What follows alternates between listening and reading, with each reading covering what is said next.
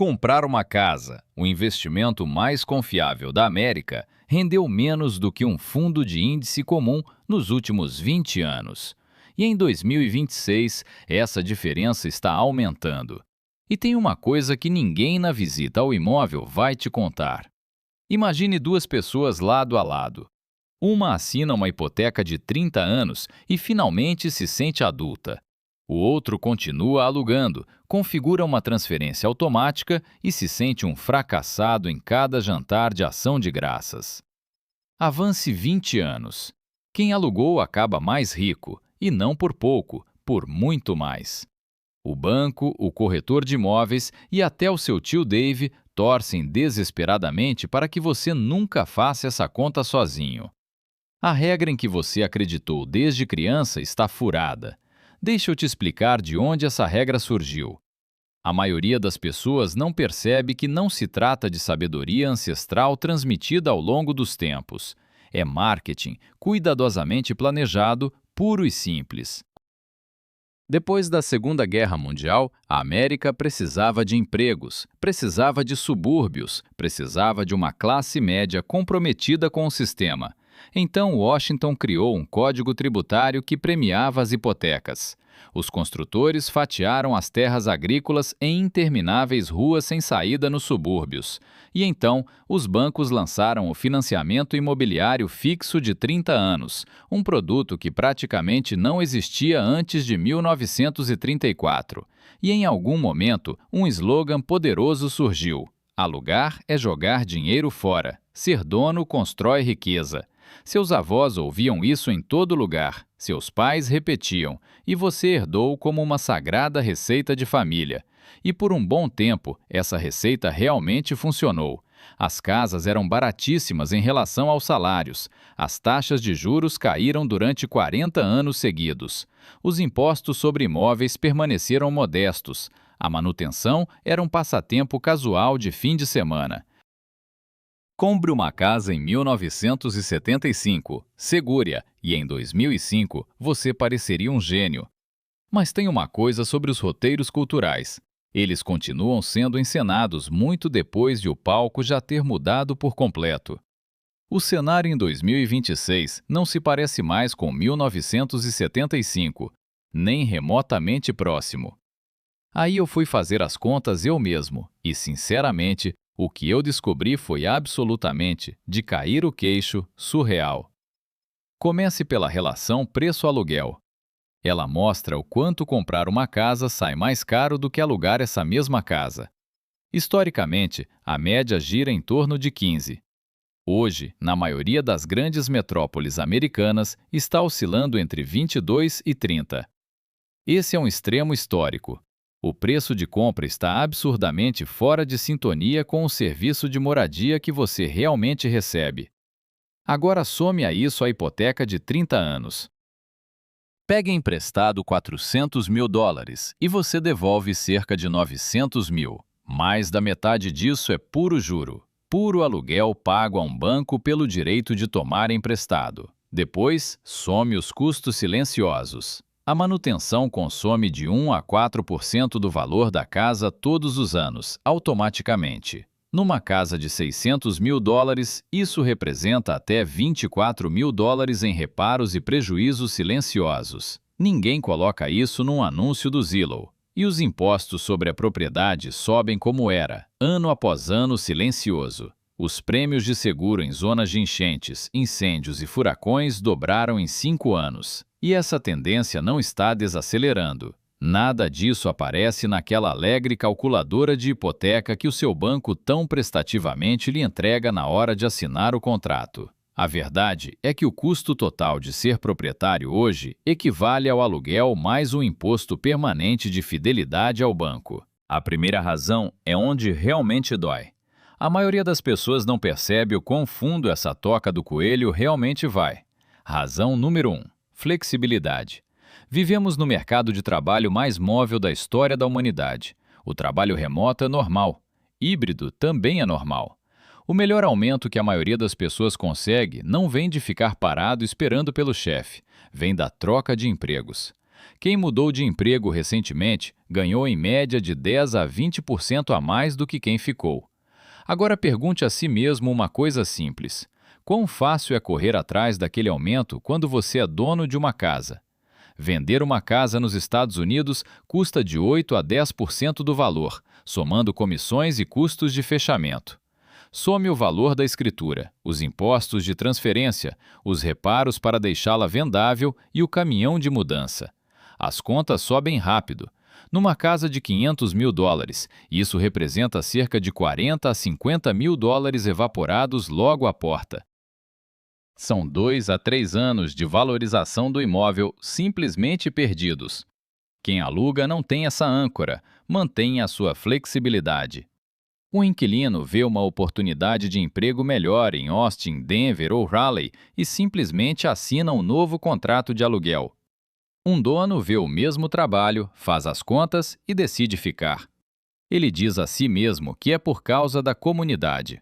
Às vezes é, mas muitas vezes é apenas o custo de seguir em frente, disfarçado de nobreza. E aqui está o que quase ninguém percebe. Ter posses prende as pessoas silenciosamente a uma cidade, a uma faixa salarial ou a um capítulo da vida que elas já superaram. Esse é o custo oculto de parecer rico em vez de realmente ser rico. A verdadeira riqueza é ter opções, não uma bancada de granito. A verdadeira riqueza é poder dizer sim à oferta inesperada. A segunda razão destrói por completo o mito do patrimônio imobiliário. Razão número 2. Equity fantasma. Essa é aquela que deveria ser ensinada em toda escola de ensino médio e, de algum modo, não é. Quando você assina uma hipoteca de 30 anos, sua parcela se divide entre juros e principal. Você imaginaria que essa divisão fosse igual? Não. É estruturado de propósito com os juros concentrados no início, fortemente inclinado a favor do banco desde o primeiro dia.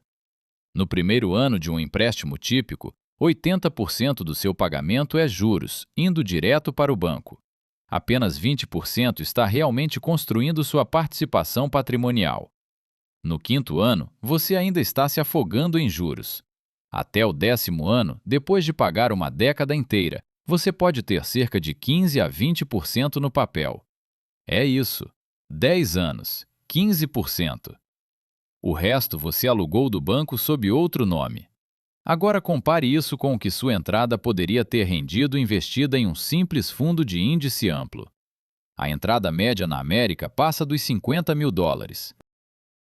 Muitos compradores dão 100 mil de entrada. Aplique US$ 100 mil em um fundo de índice de mercado amplo, rendendo juros compostos à média histórica de 7%. Em 10 anos, você tem aproximadamente 196 mil. Em 20 anos, quase 400 mil dólares.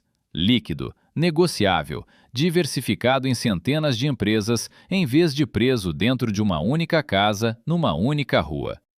Enquanto isso, seu amigo proprietário tem um patrimônio fantasma preso dentro de um único ativo em um único bairro frágil. O valor depende do conselho escolar local e de um telhado que pode precisar ser trocado na próxima primavera. Isso não é riqueza. Olha só uma coisa. As pessoas se sentem ricas porque o número no Zillow subiu.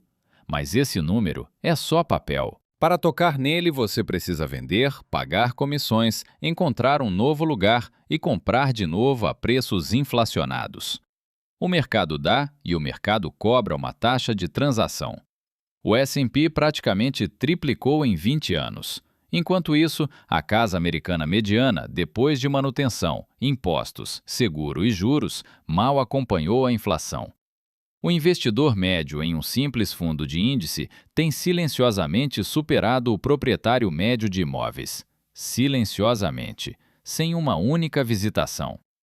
Razão número 3. Os custos ocultos que devoram você por dentro.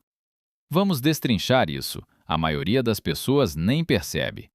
Um telhado dura 25 anos. A substituição custa de 10 a 30 mil.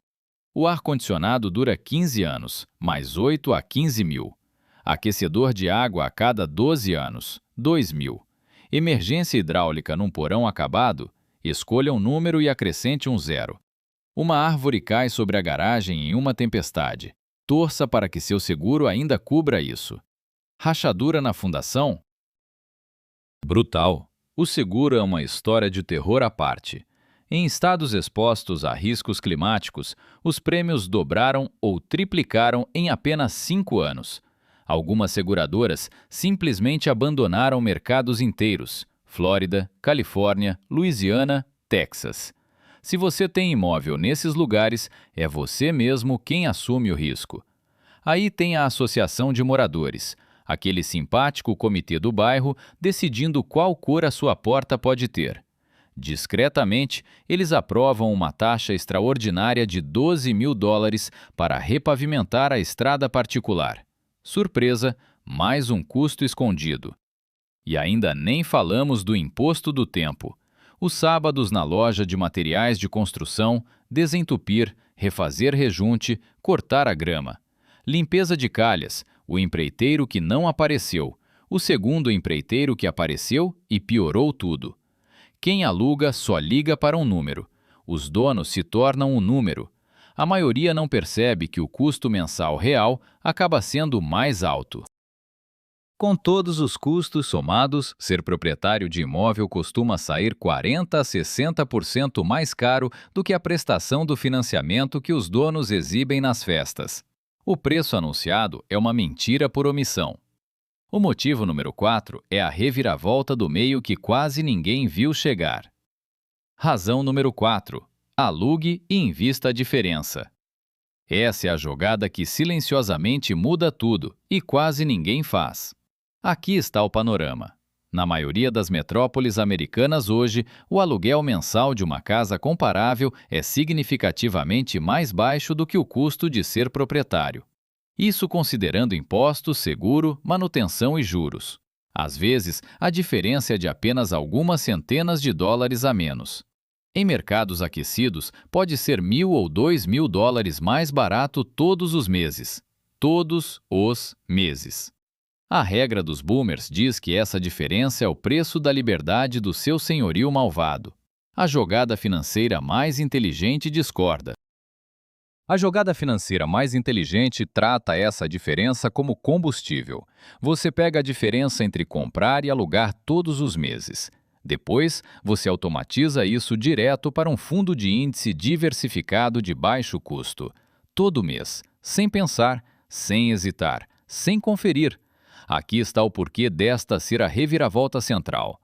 A maioria das pessoas que alugam não investe a diferença. Em vez disso, elas gastam. É assim que o mito de que alugar é jogar dinheiro fora ganhou força. Para muitos inquilinos, sinceramente, isso é mesmo verdade. Não porque alugar seja ruim, mas porque a disciplina não está ali. O proprietário é forçado a poupar através do financiamento. Uma hipoteca é um veículo de poupança desajeitado, caro e ilíquido. O inquilino precisa optar por poupar através de uma automação simples e eficiente. A vantagem comportamental pertence a quem configura a transferência automática e nunca mais mexe nela. Isso é riqueza de verdade. Quando você faz isso, a matemática fica brutalmente a seu favor. Agora você está compondo uma fatia diversificada da economia. Em vez de uma única estrutura de madeira em um quarteirão específico, nem um único telhado, distrito escolar ou seguradora. Se o seu emprego muda, você muda. Se as taxas disparam, você não se importa. Furacão atinge a casa, você liga para o proprietário. Você trocou uma aposta concentrada e líquida por uma diversificada e líquida. Um plano de poupança forçada, agora automatizado, e não custa absolutamente nada para funcionar. Razão 5. Projete isso 20 anos à frente. A projeção dos juros compostos. Vamos acompanhar dois personagens, a Olivia, proprietária, e o Rai, inquilino. Ambos com 32 anos, ganhando exatamente o mesmo salário. Ambas economizando a mesma porcentagem da renda. Olivia compra uma casa por $600.000 no primeiro dia. 20% de entrada são $120.000 que saem pela porta, perdidos numa única assinatura. Some os custos de fechamento, a mudança, o sofá novo que de repente parece obrigatório. digamos 140 mil no total. Ray aluga uma casa parecida no mesmo bairro. Ele aplica esses 140 mil em um fundo de índice. Todos os meses, ele calcula a diferença entre o custo total de moradia da Olivia e o aluguel dele e investe essa diferença também. Transferência automática. Configure e esqueça. No primeiro ano, Olivia se sente uma verdadeira vencedora. Ela segura, orgulhosa, uma escritura. Ray está segurando um extrato de corretagem. Ninguém faz uma festa por causa de um extrato de corretagem, e essa é a armadilha. Ano 5, a casa da Olivia se valorizou um pouco, mas seu patrimônio ainda é, em grande parte, fantasma no papel. Porque o financiamento dela está concentrado nos juros lá no início. Enquanto isso, a carteira do Ray vai rendendo juros sobre juros silenciosamente lá no fundo. 10º ano, as coisas começam a mudar. A Olivia pagou um sistema de ar-condicionado novinho em folha do próprio bolso. Ela já lidou com um vazamento no telhado, engoliu uma reavaliação de impostos e viu o prêmio do seguro subir a cada renovação. O Ray? Ele acabou de ver o gráfico da carteira dele subir todinho para a direita, sem fazer absolutamente nenhum esforço. Por volta do 12º ano, acontece o cruzamento. O patrimônio líquido do Ray ultrapassa o da Olivia. Ele não percebe, porque não está acompanhando. Por volta do ano 20, na maioria dos cenários realistas, a diferença chega à casa das 6 cifras. Às vezes, bem fundo nas 6 cifras. Ray é líquido. Ele pode se mudar de carreira, tirar um ano sabático, ajudar um pai ou uma mãe, abrir um negócio. Olivia tem uma casa que tecnicamente vale muito, mas está quase toda imobilizada, difícil de acessar sem vendê-la primeiro. E emocionalmente carregada com 2 décadas de memórias. Ela não é pobre, apenas menos livre que o Ray no papel. Agora coloque isso à prova. E em caso de divórcio? Vender uma casa num divórcio é o evento financeiro mais caro que pode existir. Dividir uma conta de corretora leva uma tarde. E quanto à herança? Uma carteira diversificada passa de forma tranquila aos herdeiros. Uma casa é herdada, com impostos prediais, manutenção adiada e 3 irmãos que não conseguem chegar a um acordo sobre o preço de venda. E uma recessão? Ray pode pausar os aportes, atravessar a tempestade, manter a flexibilidade em qualquer turbulência do mercado. A Olivia continua devendo ao banco todo santo mês, recessão ou não. O caminho do inquilino é mais resiliente sob pressão. Então, o que você realmente faz na segunda-feira de manhã? Aqui está o modelo. A primeira ferramenta é a regra dos 5%. Pegue o preço de compra da casa e multiplique por 5%. Essa é uma estimativa aproximada do custo anual real de ter um imóvel. Ela combina o imposto sobre o imóvel, a manutenção e o custo de oportunidade da sua entrada. Agora divida esse número por 12.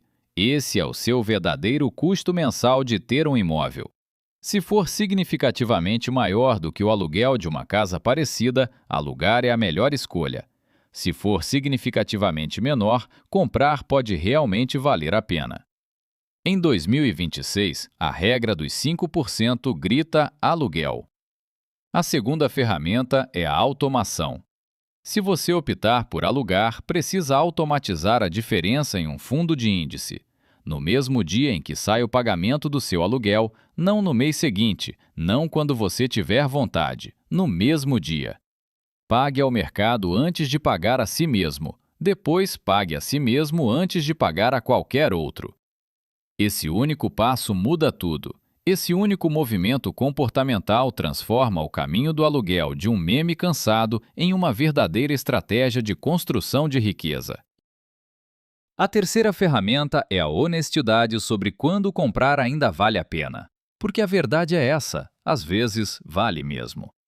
Se você encontrou a cidade onde realmente quer morar por pelo menos 10 anos sólidos, se você tem uma renda estável, uma reserva de emergência de verdade e está comprando dentro das suas possibilidades sem se esticar, se a regra dos 5% está perto do ponto de equilíbrio no seu mercado local específico neste momento, Se você valoriza mais a segurança psicológica de um pagamento fixo do que a pura liquidez financeira, então comprar pode ser uma decisão perfeitamente boa.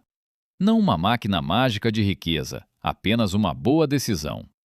O erro que a maioria das pessoas comete é tratar a casa própria como algo automático. Não é, e na verdade nunca foi. 3 perguntas honestas antes de assinar qualquer coisa. Primeira, tenho quase certeza de que vou ficar aqui por 10 anos. 2. Estou comprando porque as contas realmente fazem sentido ou porque me sinto atrasado em relação aos meus amigos? 3. Eu já considerei a manutenção, o seguro, os impostos e o custo de oportunidade da minha entrada total? Não é só a hipoteca. Se você conseguir responder com sinceridade e as contas ainda fecharem, então vá em frente. Se você não consegue responder a essas perguntas com honestidade, a jogada mais inteligente é alugar e investir toda a diferença. Deixe os juros compostos fazerem o trabalho pesado silenciosamente, em segundo plano, enquanto você mantém suas opções totalmente em aberto. E, por favor, evite a armadilha da identidade. Uma casa não é uma personalidade. Uma hipoteca não é uma conquista. O objetivo não é parecer rico no brunch. O objetivo é riqueza de verdade, opcionalidade, liquidez, liberdade. Liberdade para deixar um emprego ruim, uma cidade ruim ou um capítulo ruim sem pedir permissão. Os boomers tinham um roteiro deles. 2026 escreve um novo. Mais uma coisa antes de você ir. Se isso virou alguma chave na sua cabeça, você vai querer ver o próximo vídeo. Olha só. A mesma armadilha de custos ocultos que se esconde dentro da sua casa também está escondida silenciosamente na sua garagem agora mesmo. No próximo vídeo, revelamos o verdadeiro custo de ter um carro em 2026 para você. Desvendamos o mito entre alugar e comprar e por que os americanos comuns estão silenciosamente perdendo milhares de dólares todos os anos. Se você quer continuar fazendo escolhas mais inteligentes com seu dinheiro,